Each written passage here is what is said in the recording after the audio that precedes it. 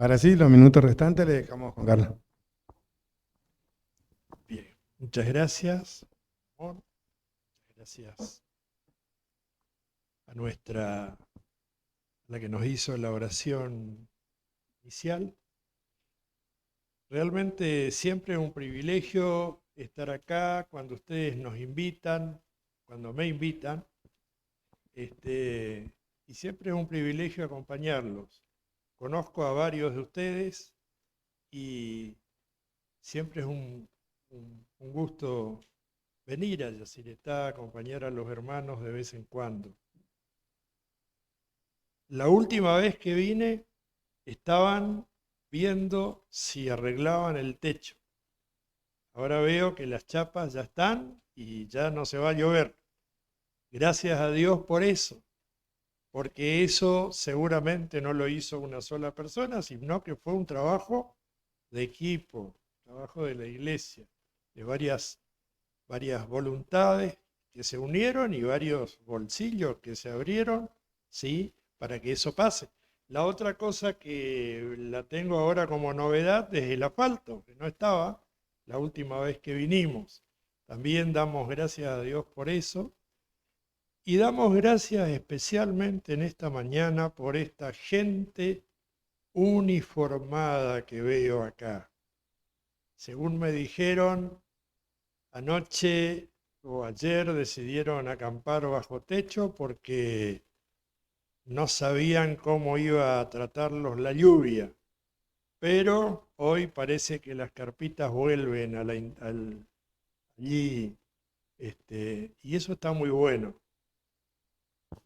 Eh, Aprecio mucho el trabajo del club porque yo también alguna vez, cuando era un poco más joven que ahora, fui parte de ese club.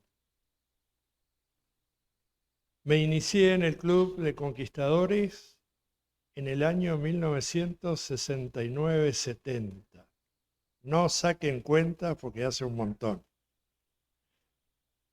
Y les voy a contar una anécdota de campamento. En 1975, con otro grupo de chicos más grandes, nos dieron el botón de guía mayor avanzado. No sé si eso se sigue dando, ¿sí? Sí, me dice alguien ahí, ¿no? Bien.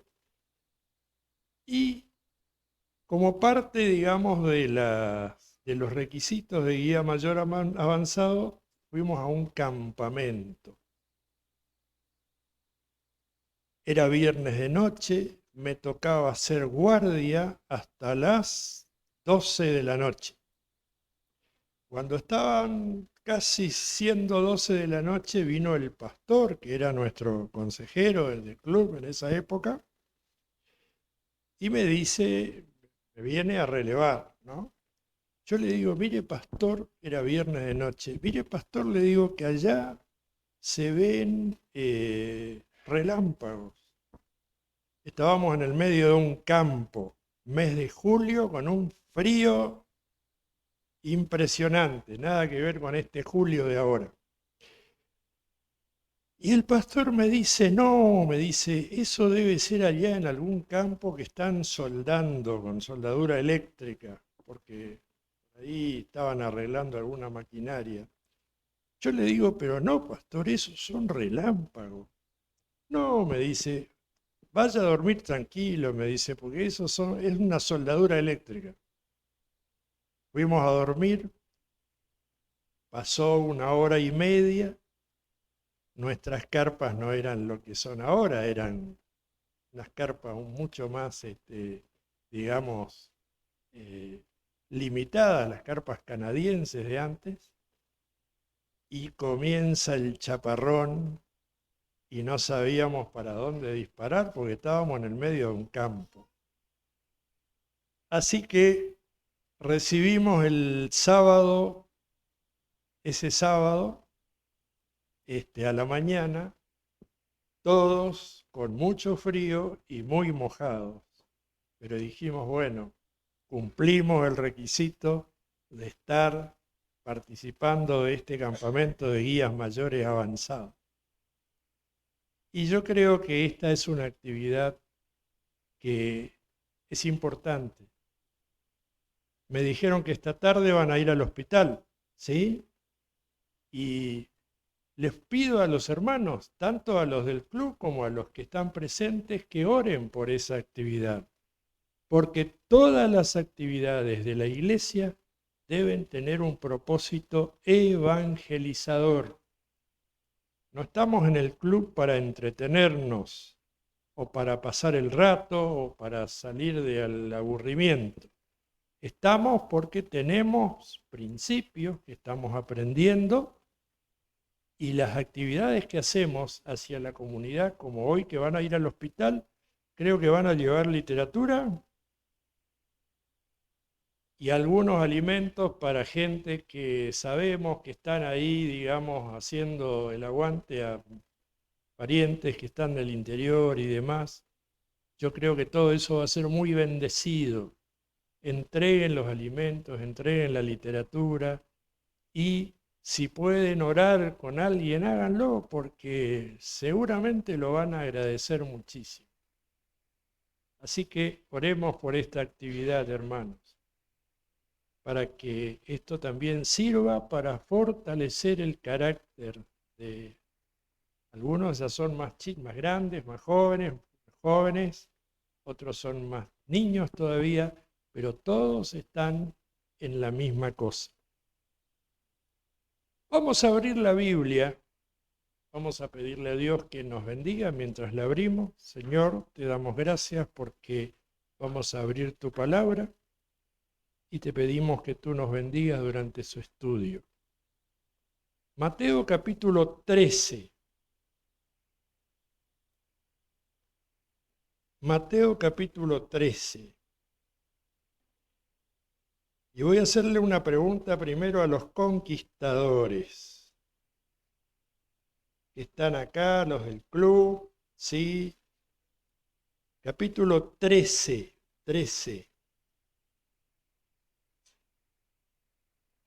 ¿Cuántas parábolas están en este capítulo? Este es uno de los capítulos que más parábolas contiene. A ver si ustedes me ayudan.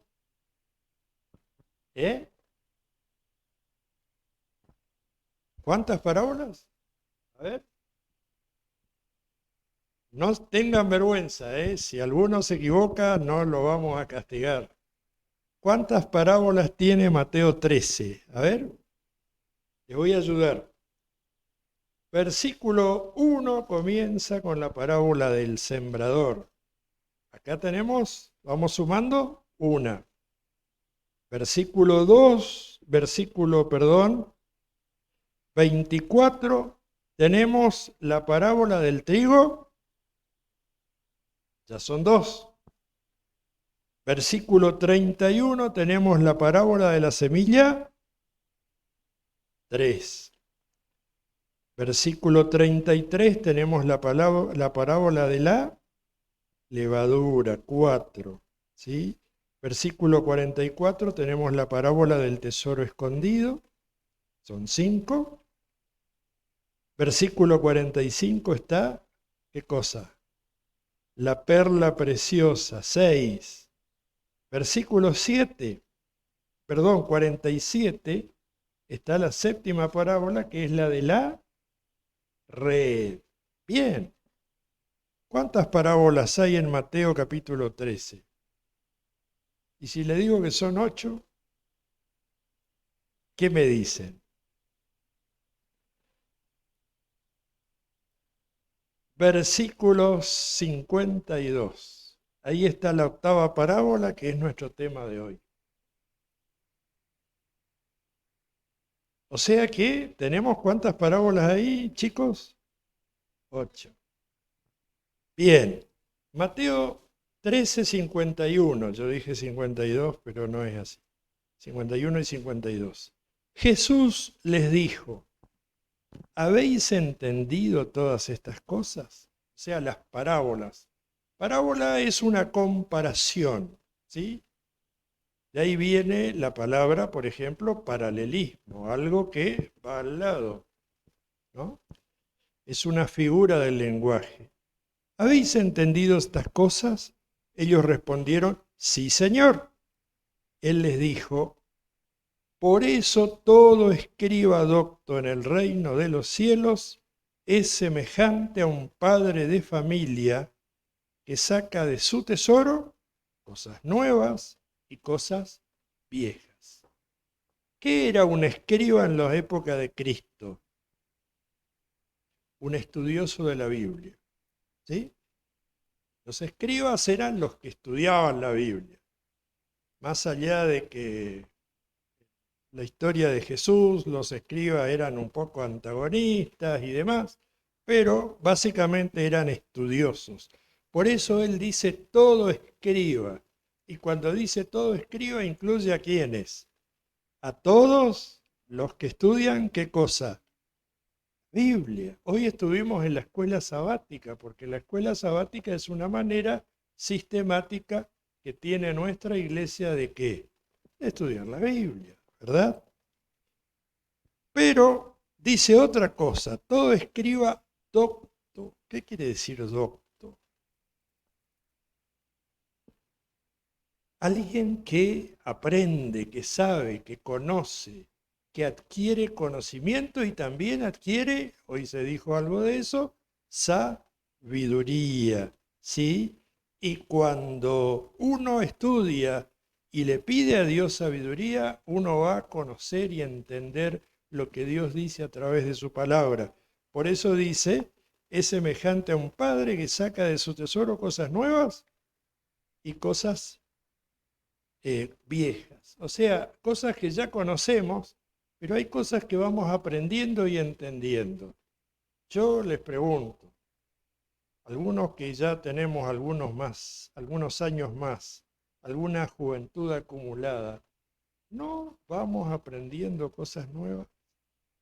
¿Sí o no? ¿O ya sabemos todo? ¿Sí? Yo tengo un título en teología, ya sé todo. ¿Sí? Si yo digo eso acá del frente, se van a reír, van a decir, este es un chanta. Nadie sabe todo.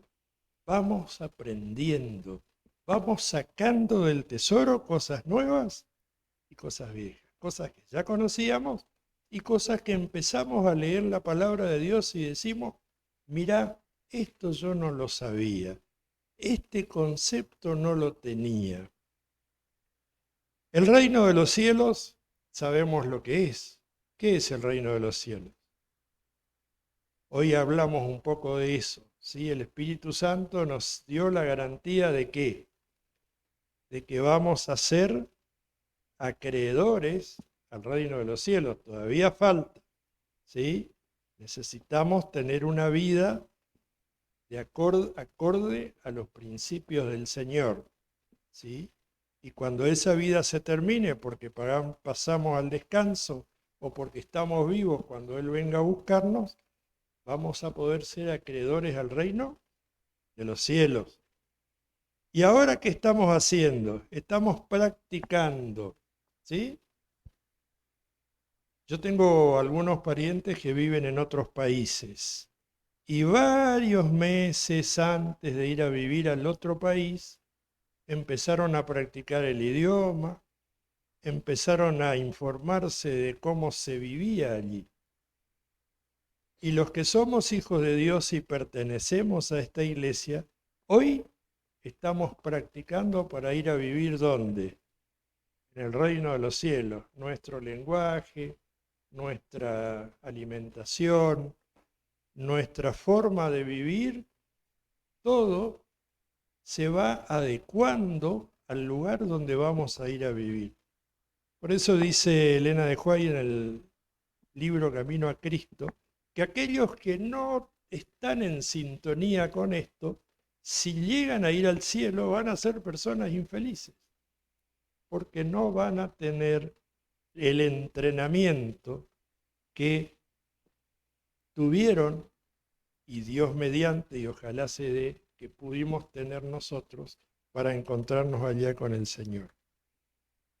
Palabras de vida del gran maestro, un pasaje dice, en su estado presente, el hombre no puede entrar al reino de Dios, pero cuando venga Jesús, concederá la inmortalidad a su pueblo y los llamará a poseer el reino, del que hasta aquí solo hemos sido, dice acá el pensamiento de palabras de vida, presuntos herederos.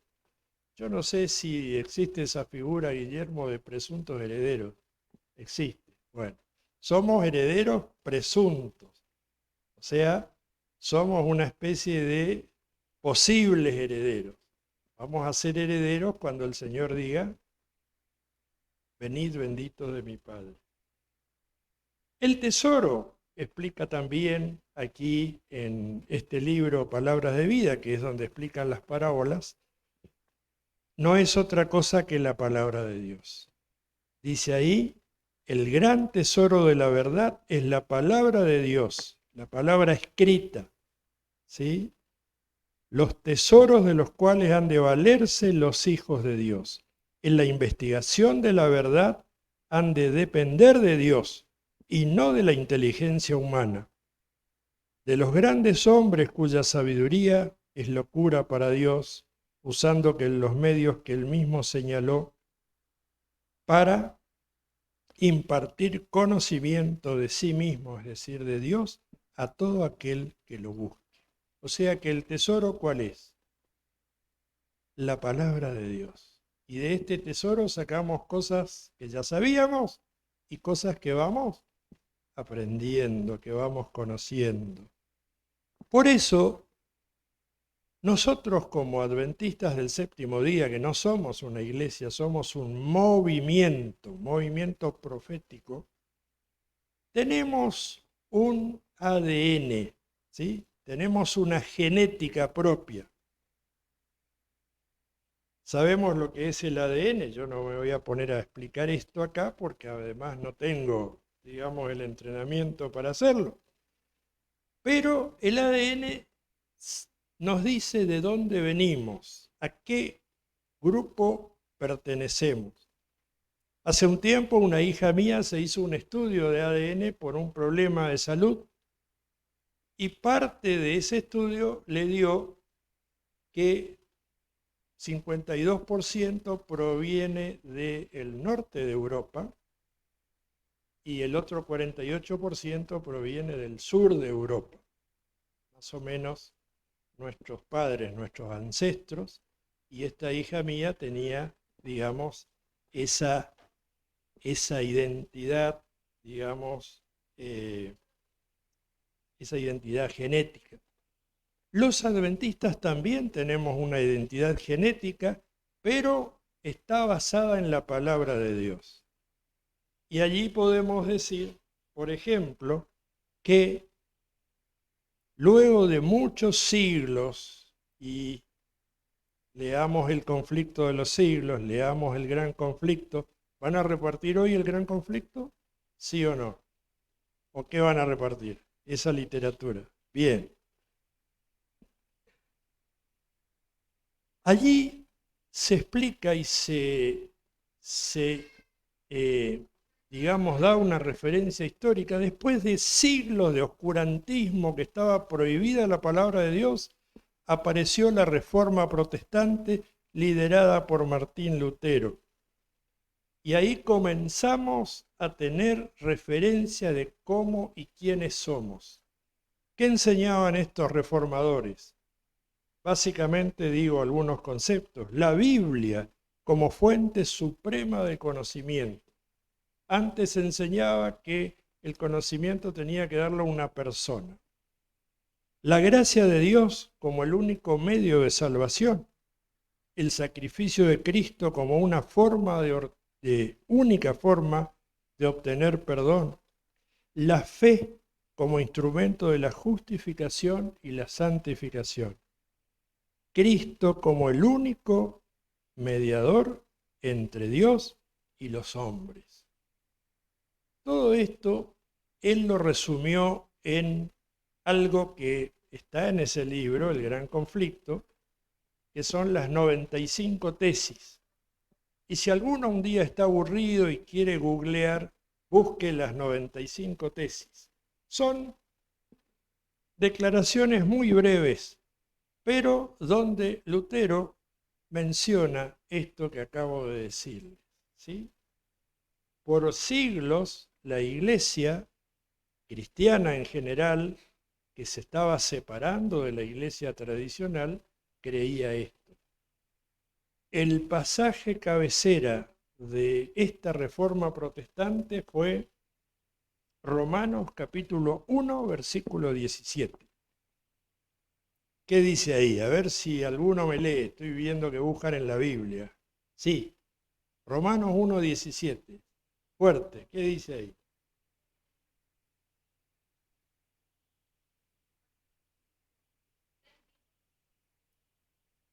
Bien, ese fue el texto de cabecera.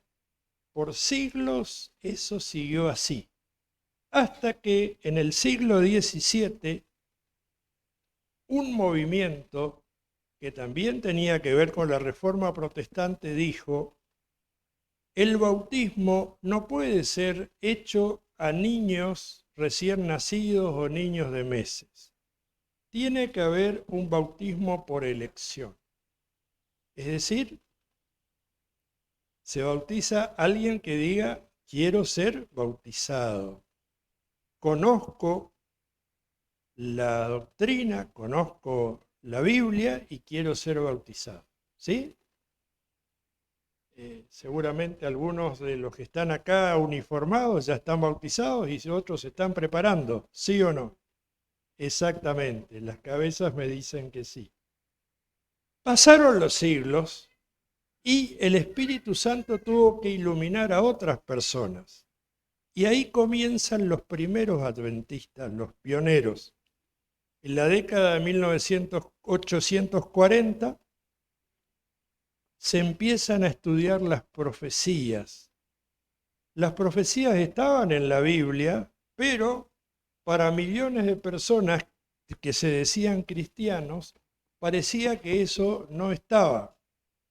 Sin embargo, un señor que se llamaba Guillermo Miller, iluminado por el Espíritu Santo, comenzó a estudiar a partir de aquella gran profecía de Daniel 8:14. Si bien la conclusión de él no era exacta, él decía que venía la segunda venida de Cristo, pero la profecía sí era exacta. En 1844, luego de conocerse que la conclusión de Miller no era exacta, los hermanos comenzaron a estudiar y descubrieron que Cristo estaba ministrando en el santuario celestial, una doctrina que solamente los adventistas conocen y enseñan. En 1846, el pueblo adventista comenzó a guardar el sábado, conoció la verdad del sábado. Y sabemos que el sello de Dios, ¿cuál es? No escuché nada. El sábado. En 1848, estudiando a partir de un pasaje de Ezequiel capítulo 18 y versículo 20, empezamos a entender algo que estudiamos hace 2 trimestres. ¿Qué cosa? La inmortalidad condicional del alma. No somos inmortales. Ayer una persona me mandó una consulta por WhatsApp diciendo que cómo es esto de que Cristo, cuando estuvo en la tumba esos 3 días, fue a predicar a los muertos y a los demonios. Yo le tuve que contestar: hermana, Jesús estaba descansando en la tumba y los muertos también estaban descansando. Y ya no tenía que ir a predicar a los demonios, porque en la cruz Jesús los venció a Satanás y a sus ángeles. En 1863 empezamos a conocer lo que llamamos la Reforma Pro Salud, ¿sí? Aquello que algunos creen que es la base del Evangelio, pero nosotros creemos que es un componente del Evangelio. Hace unos años, cuando fuimos a abrir obra a Cerro Corá, acá a 40 kilómetros, estábamos dando la reunión y cuando terminamos preguntamos a los presentes, muchos no eran, todavía estaban conociéndonos, conociendo la iglesia, y una persona me dijo, ustedes están en contra de la reforma pro salud. Yo le dije, hermana, nosotros no estamos en contra de nadie, pero tenemos que aclarar un tema. La reforma pro salud no es la base del Evangelio. La reforma pro salud es parte del Evangelio. En 1878 se incorpora otra cosa que Dios empezó a iluminar a este pueblo. La mayordomía cristiana y la benevolencia, ¿sí? Una forma de administrarnos con nuestros propios recursos, devolviendo el diezmo y las ofrendas. En 1888, los hermanos, nuestros hermanos de la época, empiezan a aclarar algo que tenían bastante confuso en sus mentes, la doctrina de la salvación. Porque, aunque nos parezca mentira, se creía en la justificación por las obras. Y en 1888 el Señor, a través de su Espíritu Santo, ilumina a algunos hermanos y descubrimos la doctrina de la salvación, que es la justificación por la fe, la santificación por la fe y la glorificación por la fe. Y finalmente, para completar lo básico, en 1890 la Iglesia, el pueblo de Dios,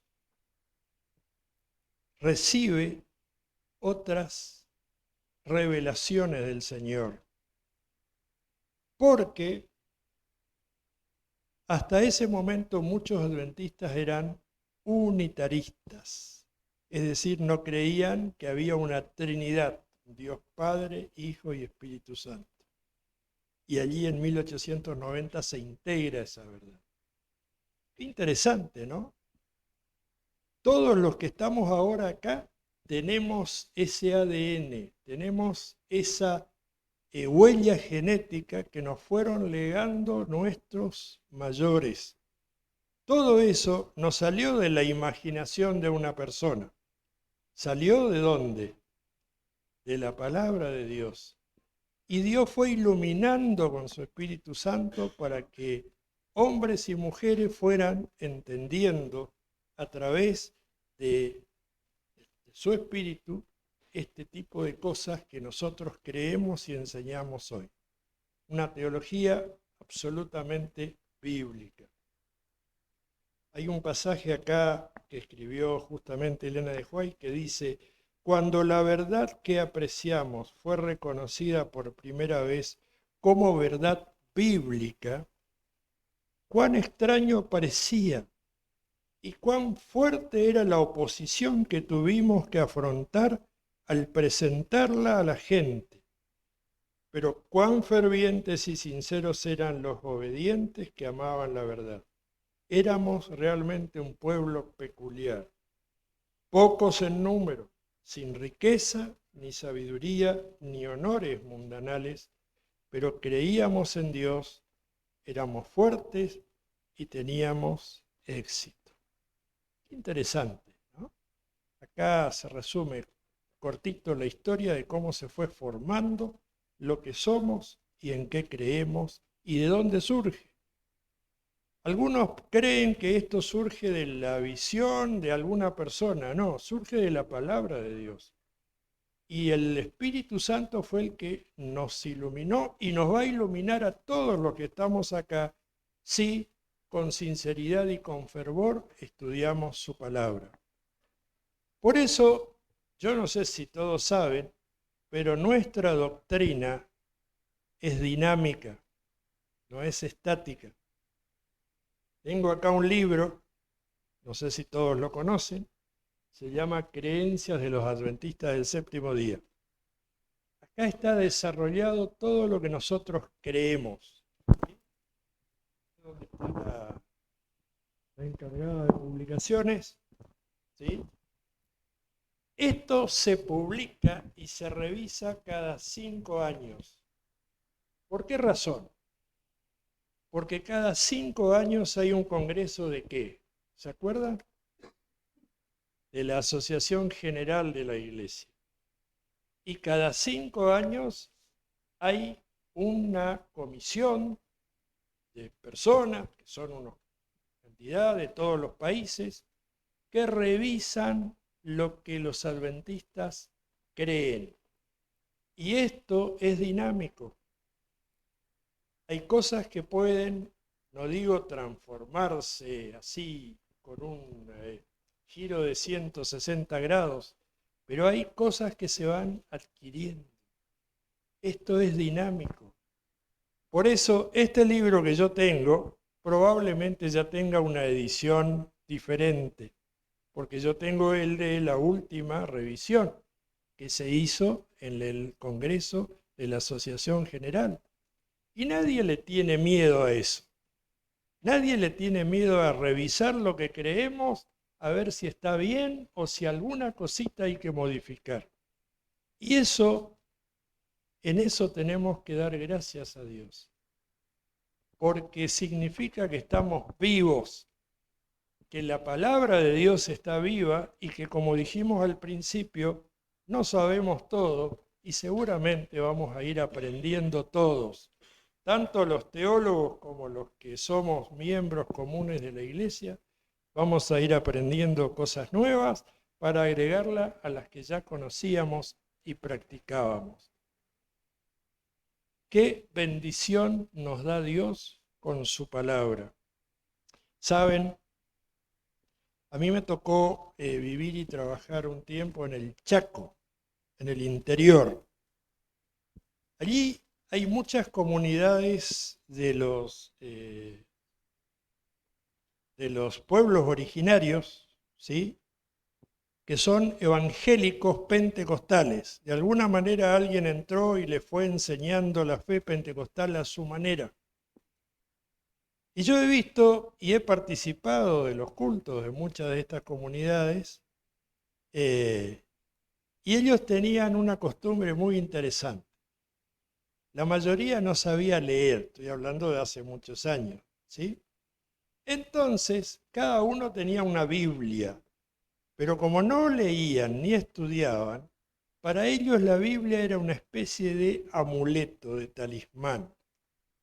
Entonces, todos sin excepción, sobre todo los varones de las tribus, se habían hecho una tira de tela blanca y esa tira tenía como una bolsita del tamaño de la Biblia.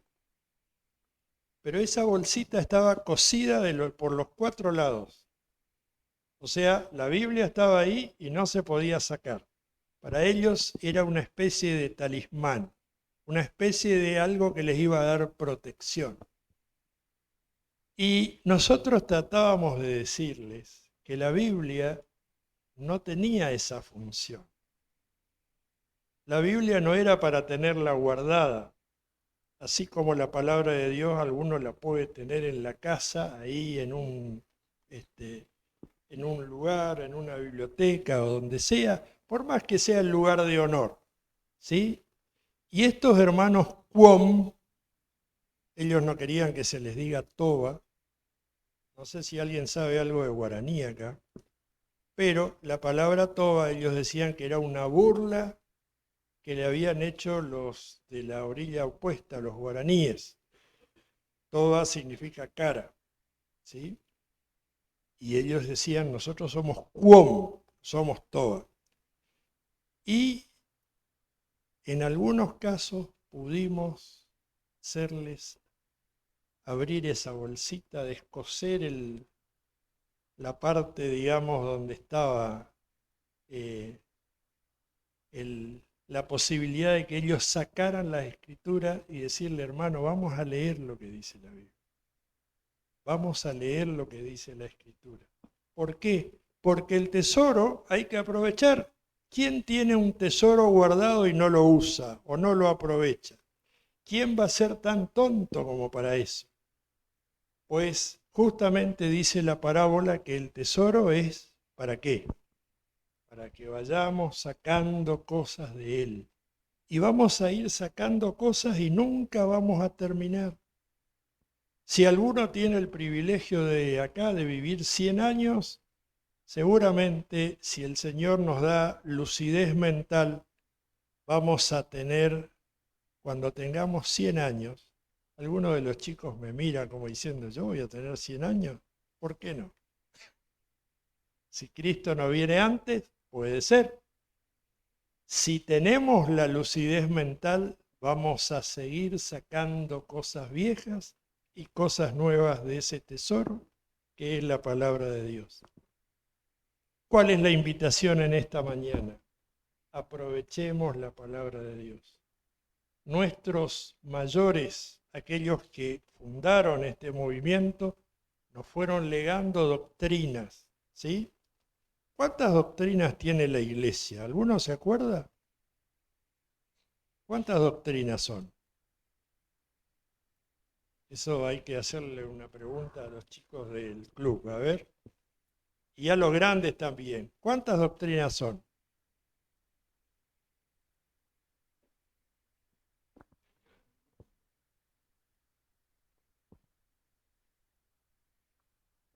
Tenemos 6 doctrinas, ¿sí?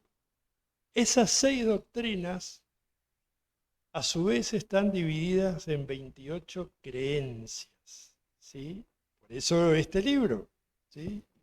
Y es muy interesante porque acá no solamente vamos a ir descubriendo las doctrinas y las creencias, sino también una serie de dudas que tenemos de cómo nos manejamos dentro de este movimiento que para mí no es iglesia, sino movimiento.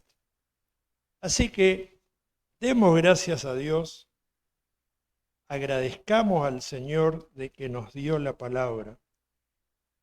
Antes de terminar hago una pregunta. ¿Alguno de los presentes está dando estudios bíblicos?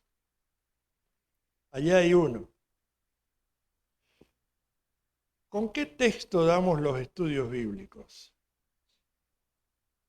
¿Con qué libro de texto lo damos? ¿Mm? Con la Biblia, ¿sí? No podemos dar estudios bíblicos con una revista, tenemos que darlos con la Biblia.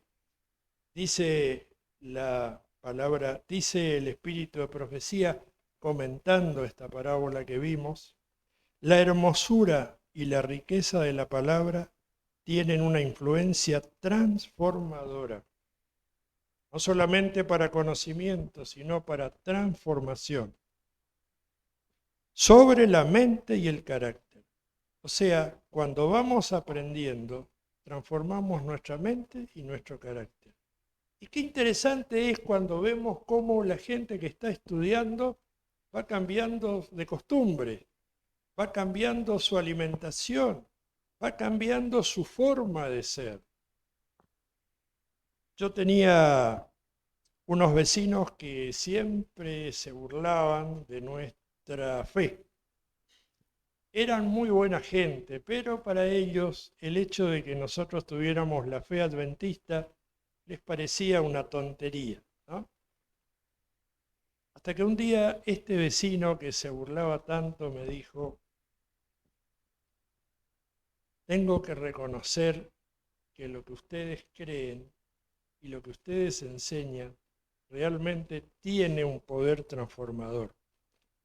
Porque yo tengo, me decía, un compoblano, ellos eran del interior, que era un hombre perdido por la bebida, tenía maltratada a la familia, no les daba lo que necesitaban, maltrataba a la señora, a los hijos, todo lo que él recibía iba a la bebida.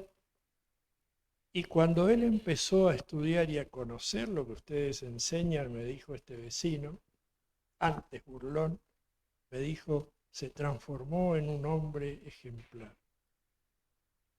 Y a nosotros nos llama tanto la atención, me decía mi vecino, ver cómo este hombre, ya ni me acuerdo el nombre, cómo este hombre realmente hoy es un hombre de bien y es un hombre de fe.